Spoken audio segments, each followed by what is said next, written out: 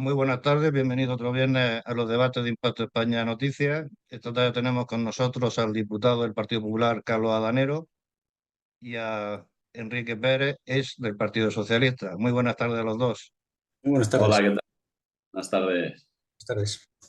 Pues mira, quería empezar a comentaros con la noticia de hoy sobre Óscar Puente, en el que básicamente ha expresado en el que los jueces no deben de seguir investigando, puesto que el gobierno al final los va a indultar. Me parece que decir esto de parte del gobierno me parece una surrealista, que el gobierno le diga a los jueces que no sigan investigando a delincuentes o a presuntos delincuentes, porque el gobierno finalmente los va a indultar o a amnistiar en este caso. Carlos, ¿qué te parece a ti las expresiones de Óscar Puente? Bueno, pues yo creo que el gobierno lo ha puesto para eso, ¿no? Para que diga, evidentemente no va a resolver ningún problema del ministerio que te ha asignado, y el gobierno lo ha puesto para eso, para que diga este tipo de cosas, para que pongas tuit, para que incendie a todo el mundo y que sea uno de los personajes a los que haya que atacar, ¿no? A mí me parece una vergüenza que pueda decir eso un ministro de España, pero claro, tenemos el gobierno que tenemos, empezando por el presidente y siguiendo por los ministros. Por lo tanto, si tienes el presidente que tienes, pues a partir de ahí, todos los que están a su servicio, pues claro, no le van a mejorar, ¿no? Me parece una vergüenza, pero como tantas otras cosas que estamos viendo. Enrique, ¿qué opinas sobre ese comentario?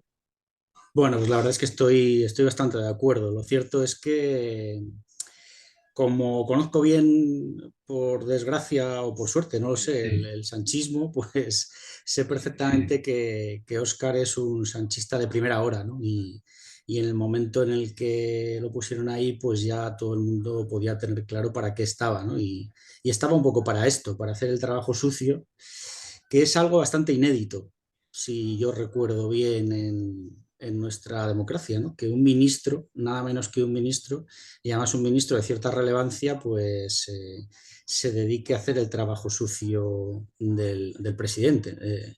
Normalmente el trabajo sucio lo hace gente de partido, con ocupaciones Sí. orgánicas, pero no lo hace nada menos que un ministro. Bueno, la verdad es que no me sorprende absolutamente nada, y yo creo que Óscar Puente va a seguir dando mucho que hablar, y probablemente pues acabe siendo otra pieza sacrificada por Pedro Sánchez, porque no olvidemos que todo el mundo, tras Pedro Sánchez, va cayendo uno a uno. Es decir, que todo está pensado para que él esté protegido, ¿no?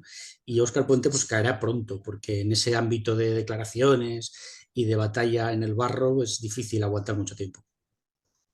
¿No parece que en este caso de Óscar Puente es un poco el premio al trabajo que ha hecho su hermana Sofía Puente con todo el tema de las nacionalizaciones? ¿Puede ser un poco un premio a Óscar Puente por eso? Bueno, yo Porque al creo que final hemos visto, perdona, al final hemos visto que también Óscar Puente ya ha colocado a cantidad de familiares dentro del ministerio. Bueno, yo creo que son dos cosas.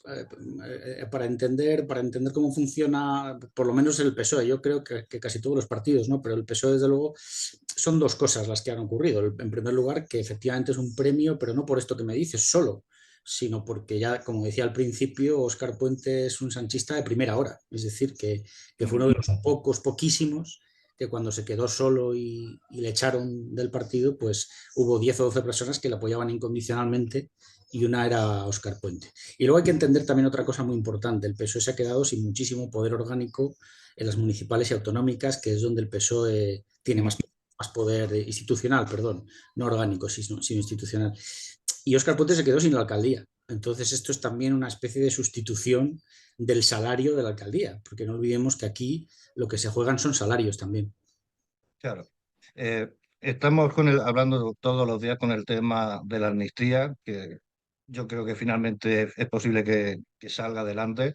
¿Qué significaría eso, amnistiar en este momento, deslegitimar por completo las leyes españolas de cara a nuestro futuro? Carlos.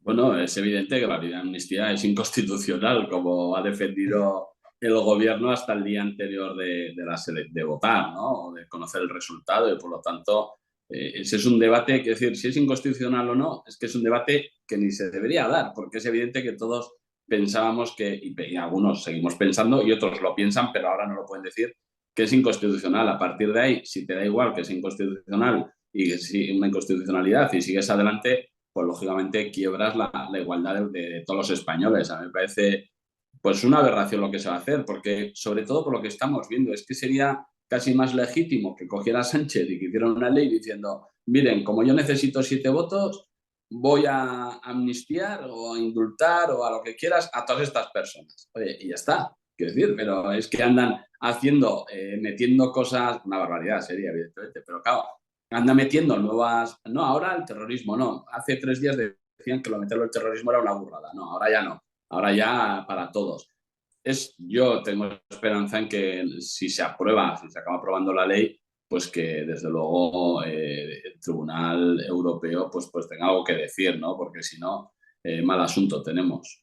Sí, porque yo creo que el Tribunal Constitucional, aunque la mayoría pensemos que sea ilegal, creo que lo va a hacer legal, teniendo en cuenta quién está dentro del Tribunal Constitucional, que prácticamente son 3 grupos muy fuertes del Partido Socialista, puestos a dedo ahí.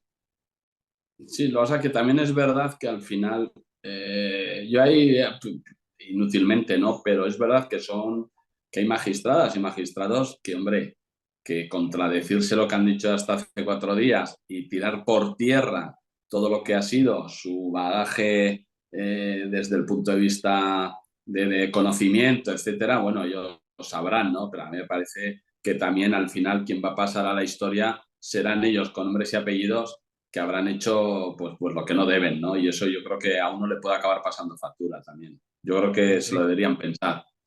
Enrique, Bueno, yo no tengo duda de que Pedro Sánchez va a hacer todo lo que esté en su mano para que salga adelante. Por otro lado, lo que ha pasado estos días con Carmen Calvo muestra hasta qué punto la falta de escrúpulos es absoluta, ¿no? Es decir, que alguien que dijo alguien que además es doctora en Derecho, si no recuerdo de mal, hecho, Derecho Constitucional, además, creo, si no mm, recuerdo mal, y que dijo de una forma explícita y clarísima tanto que no era constitucional como que no era habitual en ninguna democracia, ¿no? Y con las mismas le ha dado la vuelta a esos 2 argumentos y los ha utilizado al revés, pues pocos años después. Entonces, bueno, pues yo creo que visto eso, está muy claro que da igual, que da absolutamente igual y que la propia Carmen Calvo, pues aunque solo fuera por mantener un mínimo prestigio profesional, no podría estar metida en eso. Pero bueno, al final los cargos, el seguir estando en puestos de protagonismo, bueno, pues con estos salarios que tienen también, ¿no? Ahora en el Consejo de Estado, en fin, pues Pedro Sánchez va comprando voluntades y todo es posible bajo esa dinámica que él sabe muy bien que es la que funciona en el partido, ¿no? Entonces, bueno, para mí es un desastre la amnistía, ¿no? Yo creo que la política con los nacionalismos periféricos fue una de las razones principales, si no la principal para que yo me fuera del partido, porque creo que es totalmente equivocada además. Quiero decir, los nacionalismos son insaciables, da igual lo que les des, absolutamente igual lo que les des, siempre piden más y siempre necesitan más. Y esto es un error gravísimo porque además pues, se va a socavar el Estado de Derecho. Yo confío en que la Unión Europea haga su papel y por lo menos no lo ponga sencillo. Creo además que va a ser así. Confío que va a ser así, que por lo menos va a poner alguna traba por el camino. Y bueno, pues además de socavar el Estado de Derecho, pues también se va a generar un poco en la ciudadanía la idea de que hay ciudadanos de primera y segunda, y eso es peligroso, porque al final el cumplimiento de la ley es fundamental para que un Estado se sostenga, ¿no?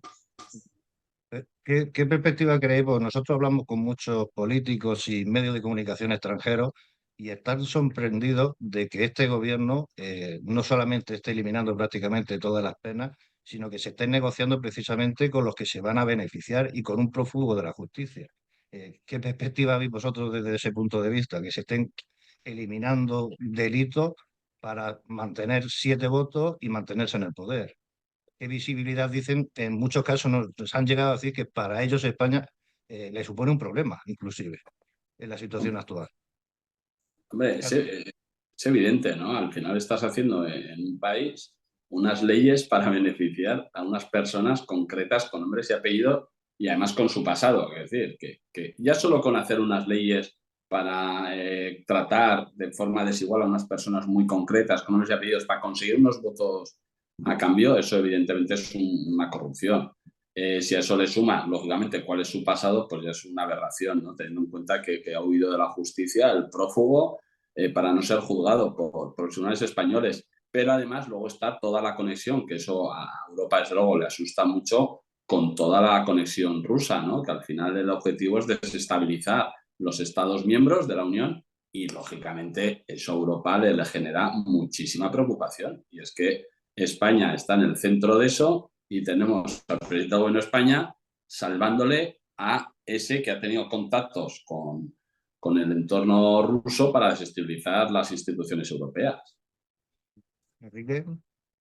Bueno, ya lo decía antes, que creo que la Unión Europea va a hacer aquí el trabajo que no tenemos la capacidad de hacer en España, porque las instituciones españolas, por desgracia, están excesivamente dominadas por los partidos políticos y, bueno, la separación de poderes es discutible y, bueno, estamos demostrando tener unas instituciones un poco frágiles cuando vienen mal dadas, ¿no? Como es este el caso, muy claro, ¿no? Y bueno, yo estoy de acuerdo, creo que la Unión Europea, tanto por el tema de la conexión rusa como por el tema del terrorismo, incluso por el tema del cuestionamiento del Estado de Derecho, con toda la cuestión del lawfare, etcétera, creo que va a intervenir. Yo tengo claro que va a intervenir. Lo que ocurre es que bueno, ya sabemos cómo interviene la Unión Europea y qué grado de garantismo hay y hasta qué punto hay siempre un intento de respetar escrupulosamente la soberanía de los estados y bueno, pues todo eso pues llevará su tiempo, irá despacio y además será, digamos, light. Pero que creo que gran parte de los quebradores de cabeza de Pedro Sánchez vendrán por ahí, pues yo creo que sí. Otro tema que me gustaría comentar con vosotros ha sido el asesinato de los dos guardias civiles en Barbate. Eh, Hemos visto desgraciadamente en directo ese asesinato. 7 días después vemos que Pedro Sánchez ni siquiera se ha acercado allí, si estuvo en los Goya, como presidente del gobierno y como presidente de todos los españoles, no lo hemos visto ni siquiera tener el respeto debido con la familia, sobre todo por la falta de medios que tiene nuestra policía en nuestra frontera. ¿Qué opinión os merece la situación que se está dando en el sur de España en este momento con nuestra policía, con los narcos? Bueno, la verdad es que las imágenes son terribles, ¿no? Y el asesinato de dos, pero además, ¿cómo es el asesinato? Además, porque lo vimos todos y Sí, sí. vimos cómo fueron a por ellos, cómo se rieron de ellos y cómo vas a una batalla en la que no tienes armas, ¿no? Eso es que es esa incapacidad, porque la Guardia Civil está muy preparada, pero claro, está muy preparada si le das los medios para poder llevar a cabo esa preparación. Y claro, les mandas con una barquichuela, que es la que llevas tú a la playa para jugar con los niños casi, y frente a semejantes, es casi no se puede, no se puede, y llevan muchos años además, y ahora nos hemos enterado, bueno, ahora no, nos enteramos del tema de la disolución del grupo que existía ahí, etcétera, ¿no? Y luego, por otro lado, desde luego está el comportamiento del presidente Sánchez, que bueno, que es que ya tendrías que utilizar calificativos tan gordos que es mejor, bueno, yo creo que él ha quedado retratado, ¿no? No esperábamos otra cosa, pero desde luego, bueno, pues es que prefiero no utilizar ningún calificativo porque queda claro cómo es. Yo estuve en Pamplona porque una de las personas de los guardias civiles, David, trabajaba aquí en Pamplona y yo estuve en la Capilla Ardiente cuando la viuda pues se enfrenta con Marlaska. Y también estuve en el funeral aquí en Pamplona y hablé con muchos guardias civiles. Y claro, ver a la Guardia Civil, o sea, diciendo, pues eso, que no tienen medios, que los mandan a luchar contra alguien que está muy preparado superiormente, pero no por preparación, sino por medios, ¿no? Que ellos no pueden hacer nada, etcétera, bueno, es una pasada. Yo la verdad es que creo que hay que apoyar, creo que hay que cambiar la legislación, creo que hay que tratar esa zona de una forma diferente y no puedes tratarles a ellos como unos delincuentes más. Estos tíos son unos narcotraficantes que si tienen que matar, matan como pudimos ver el otro día. Lo que a mí me llama la atención como ciudadano, cómo es posible que sabiendo en ese momento que se va encima de ellos, que no puedan ni siquiera disparar, porque encima de todo luego son ellos los investigados en caso Yo, un pues, problema. pues mira, perdona, Salvador, yo he estado estos días con gente muy cercana a David, una de los asesinados, y compañeros suyos y tal aquí en Pamplona, y decían y hablaban de ese tema, ¿no? Dice, pero ¿cómo vas a sacar el arma? Si sacas el arma y el que acabas en la cárcel eres tú. Es que eso es una barbaridad, pero ¿cómo puede un guardia civil tener miedo a sacar su arma cuando lo van a matar? Porque si al final saca el arma y no lo matan, es que acabamos juzgando a ese guardia civil y metiéndolo en la cárcel. Es que es una barbaridad, pero es que así no se puede funcionar. Enrique, Bueno, en lo que se refiere al problema del narcotráfico, que en relaciones internacionales hace ya algún tiempo que se llama narcoterrorismo, ¿no? Y se llama así porque es uno de los problemas más graves que hay en el ámbito internacional, ¿no? En un momento en el que las guerras, hasta hace poco que comenzaron de nuevo dos que tenemos ahora encima de la mesa, pues no eran ya tan protagonistas, pues había varios problemas encima de la mesa muy graves y uno de los principales es el narcoterrorismo, ¿no? Entonces, bueno, lo que es evidente es que no se puede tratar como si fuera delincuencia común, eso está claro, ¿no? Que es lo que parece que ha venido ocurriendo aquí hasta ahora. Es un tema mucho más grave que eso, son mafias, tienen mucho poder, tienen mucho dinero, tienen además la capacidad de permear a la sociedad civil, sobre todo cuando se encuentran en poblaciones de vulnerabilidad económica, con problemas sociales graves, como es el caso de algunos de estos pueblos andaluces. Bueno, esto es evidente que hay que abordarlo de manera integral y con mucha más seriedad. Creo que España no se lo ha tomado en serio durante mucho tiempo y se lo va a tener que tomar en serio porque la primera y principal función de un Estado, para cualquiera, da igual la ideología que uno tenga, es garantizar la seguridad de sus conciudadanos, porque si no garantizas la seguridad de tus ciudadanos, la primera función fundamental de un Estado no la estás cumpliendo, ¿no? Y esto da igual, debería dar igual, la ideología que uno tenga y si está en el gobierno o está en la oposición, ¿no? En cuanto a la actitud de Sánchez, pues bueno, yo tengo la curiosidad de saber si, porque claro, todos estos grupos que ha desactivado ahora el gobierno, que los activó el propio Marlaska, si no recuerdo mal, sí, sí. 2020, claro, ¿por qué él mismo los ha desactivado? Y eso tiene algo que ver con el cambio de orientación política de Pedro Sánchez con Marruecos. Pues todas estas cosas es fundamental que se aclarasen, ¿no? En Sí, cuanto a bueno, las... es que va muy relacionado en los tiempos en los que se eliminó esta unidad de Locón junto con todos los temas de los Claro, teléfonos famosos del presidente y demás. Y es muy eso, llamativo que una unidad que estaba teniendo tantísimo éxito sea eliminada. Eso es una cuestión que llama muchísimo la atención. Y por otro lado, claro, ¿cómo puede luchar contra el narcotráfico cuando en el caso de Marruecos está permitiendo tantas plantaciones, las ha prácticamente legalizado? Entonces, ¿cómo se puede luchar contra eso desde España y mucho más con los medios que tenemos? Eso es que, no se dice abiertamente que en este caso Marruecos, el país como país, es responsable de la situación que se está dando en nuestras fronteras? Carlos.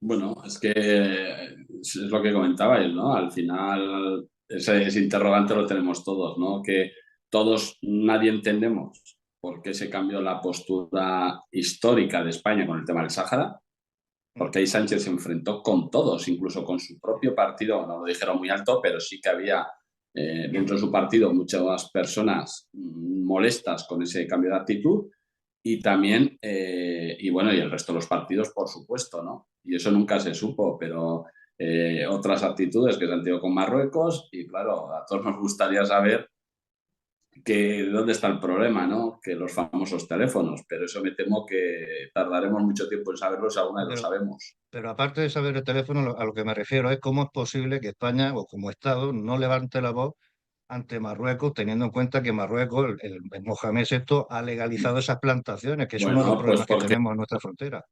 pues esa es la pregunta, pues cosas que parecen de sentido común, ¿por qué no se hacen? Pues porque algo habrá, claro, ese es el problema, ese es el interrogante que tenemos mucho.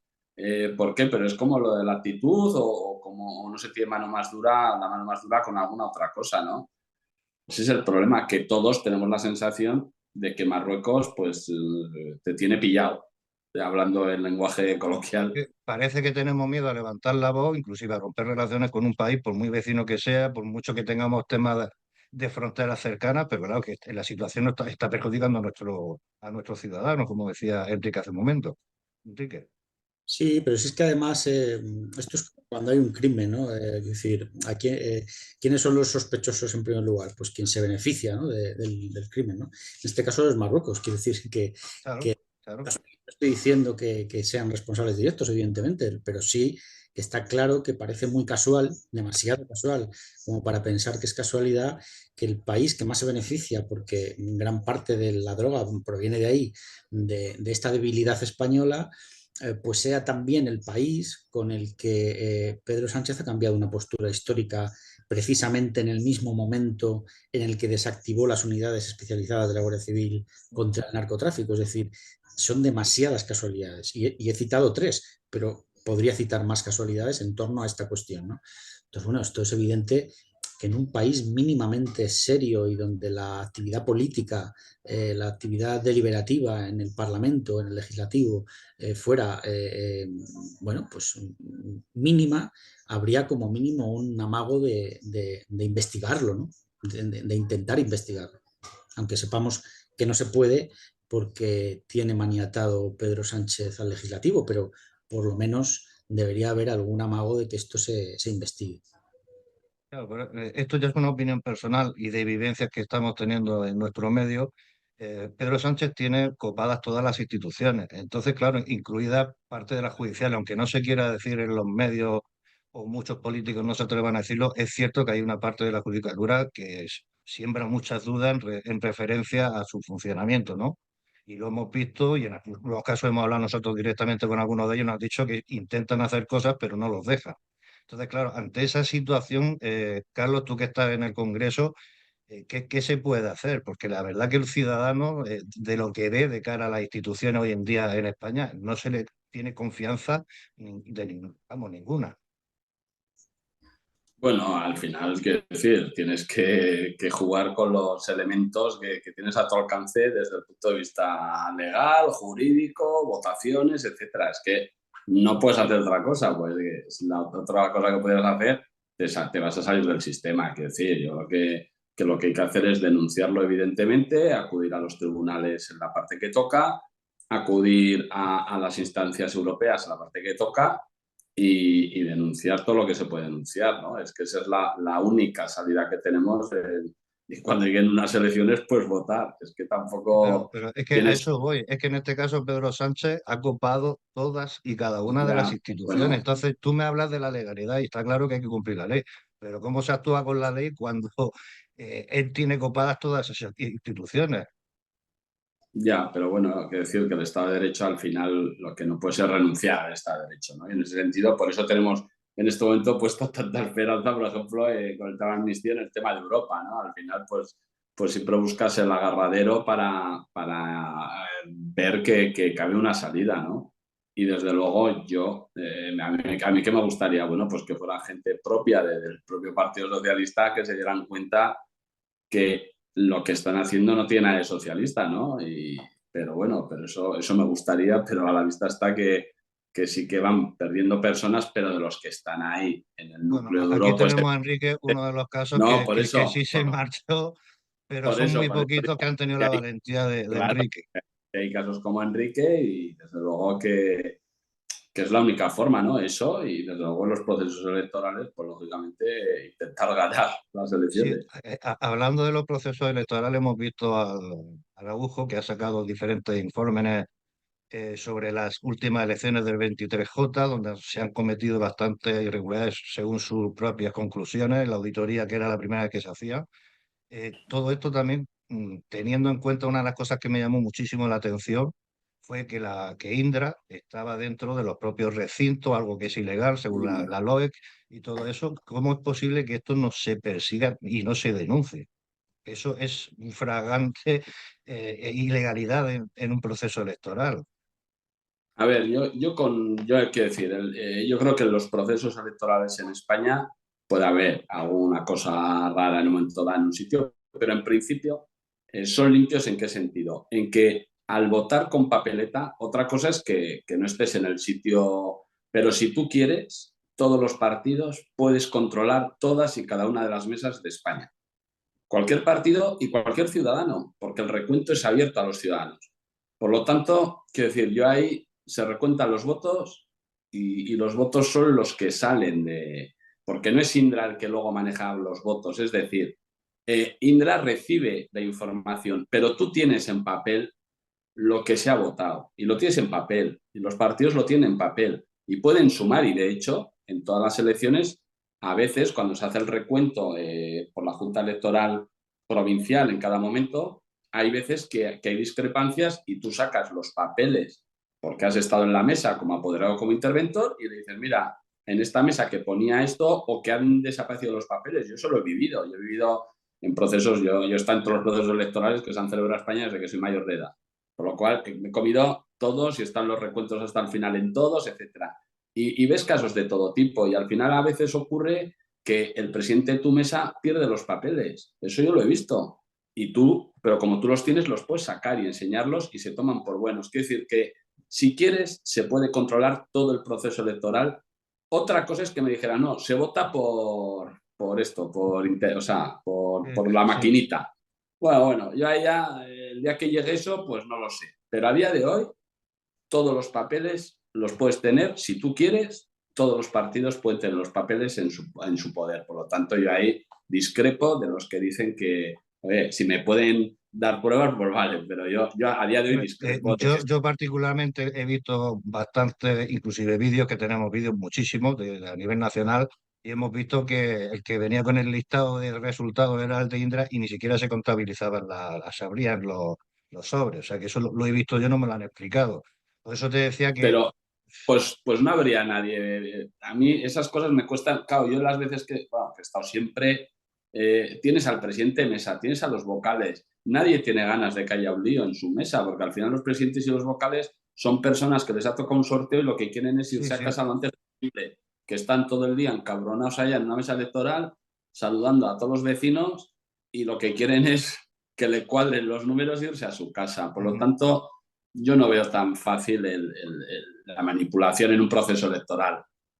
Pero Enrique, bueno, sí, otra cosa, el tema de nacionalizar Express de una manera tampoco muy conveniente como ha hecho este gobierno, ¿consideras que es una manera también de manipular o comprar el voto, bajo tu punto de vista, Nacionalizar el qué, perdona que no te he entendido. a los extranjeros, como se ha hecho de manera express antes del proceso electoral?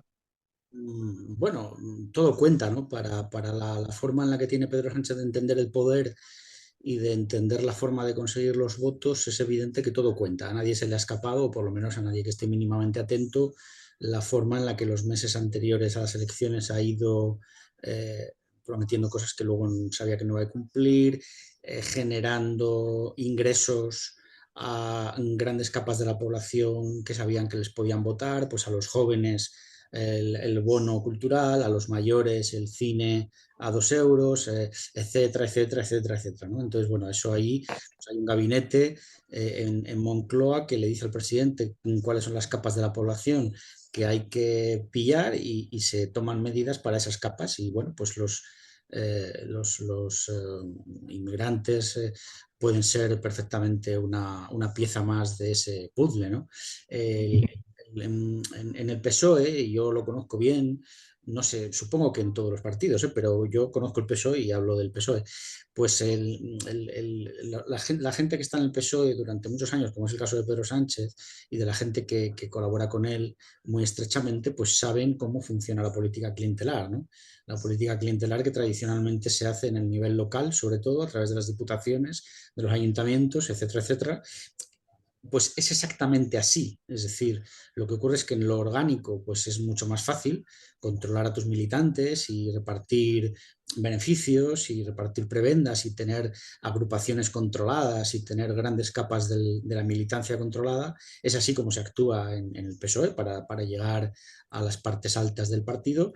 Bueno, pues es lo mismo aplicado a toda la población. Claro, a toda la población es más complicado, pero Sánchez tiene el sistema bastante sofisticado y creo que es una de las razones de que no, de que sujetara el resultado electoral a lo justo para poder pactar con otros partidos y evitar la mayoría absoluta contraria, ¿no? Mm. de la derecha. Eh, Carlos, una cosa que nos preocupa también, que estamos viendo los españoles, es que el Congreso prácticamente está cerrado, ¿no? Esta legislatura no tiene pinta de que se vayan a aprobar muchas leyes. Los ciudadanos tienen muchas carencias, muchísimos problemas en diferentes ámbitos y no parece que en esta legislatura Pedro Sánchez vaya a ser una de sus preocupaciones. ¿Crees que ahora en este momento el Congreso o esta legislatura verdaderamente se va a dedicar exclusivamente a mantener a Sánchez en el poder, amnistía y poco más, por lo que estamos viendo? Hombre, que se va a dedicar a mantener a Sánchez en el poder, eso sin lugar a dudas. Y para eso hay que aprobar la amnistía y alguna otra cosa. Que no apruebe leyes Sánchez, pues es positivo para el conjunto de los españoles. Es mejor que que no apruebe leyes, pues claro, las leyes que aprueba, fíjate tú el resultado que tienen, ¿no? Y lo que pasa es que es verdad que ahora lo tiene más complicado que la pasada legislatura, porque ahora para formar una mayoría tiene que juntar a todos. Y entonces en leyes que no son las políticas para mantenerle a él en el poder, pues claro, ahí ya tiene partidos que entre ellos pueden chocar, ¿no? Como es Bildu con PNV, como es Esquerra con Junts, etcétera, etcétera. Entonces eso sí que le puede complicar lo que son ya leyes de carácter pues más sectorial, por decirlo así. Evidentemente a él lo que le preocupa es estar en la Moncloa y la suerte que corramos en el conjunto de los ciudadanos pues le importa bastante poco. Enrique, ¿qué opinión te mereces? Sí, está claro que su prioridad es esa. Yo creo que esto ya lo saben todos los españoles, ¿no? Hasta los que le votan. Claro, yo creo y creo conocer la psicología del personaje. Creo que se subestima a Pedro Sánchez cuando nos quedamos solo en el análisis de que quiere mantenerse en el poder. Yo creo que Pedro Sánchez tiene una ambición mayor, que es pasar a la historia. Y esto es muy peligroso, porque para pasar a la historia a veces hay que hacer cosas, bueno, pues muy contundentes, ¿no? Entonces, bueno, yo creo que él tiene su proyecto político, ¿eh? No solamente quiere mantenerse en el poder. Yo creo que tiene su proyecto político. Y yo creo que su proyecto político era uno hace 10 años o 5 o 6 y lo ha tenido que cambiar. Y lo ha tenido que cambiar dando un volantazo hacia los nacionalismos periféricos, ¿no? Y esto es muy peligroso para España como Estado. A mí esto es lo que más me preocupa con diferencia, ya lo he dicho antes, es la razón por la que yo no quise mantenerme un minuto más en el PSOE, porque creo sinceramente que Pedro Sánchez tiene un proyecto político y ese proyecto político pasa por los nacionalismos periféricos. Y esto es un gran peligro. Entrando en la última pregunta, y en este caso un poco más sobre el Partido Socialista, Enrique, eh, ¿qué quedará del Partido Socialista, si es que queda algo, una vez que Sánchez se vaya? Esto es difícil de saber porque la sociedad va cambiando bastante deprisa, cada vez más deprisa, ¿no? Por lo deprisa que van también los cambios tecnológicos, las comunicaciones y, bueno, un montón de cosas. Pero mi opinión provisional por esta, digamos, este dinamismo de la sociedad, ¿no? Es que va a ser un desierto, ¿no? Yo creo que, pero no solo el PSOE, yo creo que toda la izquierda o todo lo que hemos ido denominando izquierda a lo largo de los años, que en mi opinión ya no son izquierda, pero bueno, este es otro debate, ¿no? Yo creo que va a ser un desierto, es decir, porque además es que al PSOE nada más le van a quedar dos alternativas, que es continuar por el camino del sanchismo, que yo creo que eso va a ser imposible, porque además todo el mundo, en la historia siempre ha sido imposible, ¿no? El sanchismo sin Sánchez, pues va a ser imposible. Y la otra, pues es tratar de meterse en el furgón de cola de pactar con el Partido Popular, en una especie de gobiernos a la alemana, para poder mantenerse un poco, para poder mantener pues esas redes clientelares que tiene, ¿no? Que son miles y miles de personas las que viven del partido en toda España. Entonces, bueno, eso al final las organizaciones tienden a tener un sentido de supervivencia, ¿no? Cuando ven que la cosa peligra mucho, pues tratan de buscar el acomodo de tal forma que sobreviva por lo menos la organización. Y yo creo que la única forma que le va a quedar a medio plazo va a ser llegar a grandes acuerdos con el Partido Popular, que es lo que ha hecho en otros países, sobre todo en Alemania, no es el modelo alemán. Entonces, al PSOE, por resumirte, yo creo que le quedan dos caminos. El modelo alemán, que es pactar con la derecha, o el modelo griego, francés e italiano, que es desaparecer. Ujú. Carlos, como última pregunta, en la situación actual en la que estamos en España, con todo lo que se está dando en caso de aprobar amnistía, ¿crees que corren peligro los fondos europeos y lo que supondría para España no recibir esos fondos? Bueno, yo lo de los fondos europeos, yo creo que llevan hombre, condicionan cosas, ¿no? Pero yo creo que llevan otro camino. Yo creo que sí que ha servido o está sirviendo el tema de la amnistía para que Europa conozca a Sánchez, que hasta ahora yo creo que les tenía bastante engañados, pero y yo creo que eso a él le ha sentado muy mal, ¿no? Cuando se han empezado a cuestionar las cosas que hace, etcétera, eso sí que de verdad le ha molestado, porque él tiene, bueno, el ego, ya sabemos que lo tiene muy subido, y ahí sí que comparto con Enrique la idea de que a él le encantaría pasar la historia. Eso es cierto, porque hay que acordarse que cuando echa al ministro Maxim Huerta, él cuenta como anécdota, ¿no? Maxim Huerta, que le dice, ¿cómo crees que pasará la historia? Que eso es todo lo que le preocupaba, lo cual ya dice mucho del personaje.